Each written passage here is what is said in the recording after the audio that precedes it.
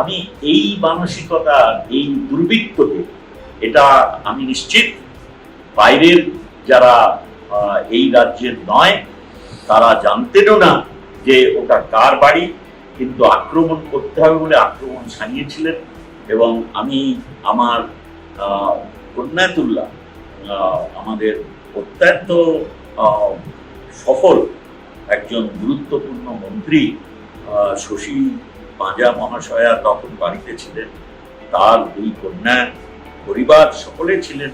এইভাবে আক্রান্ত হওয়া কলকাতার বুকে এই অসহ্য, আমরা এই কখনো দেখিনি, কখনো কল্পনাতেও আনতে পারি। আমি মর্মাহত, এবং এর প্রতিবাদ যেখানে করার আমরা বলিষ্ঠভাবে প্রতিবাদ করেছি।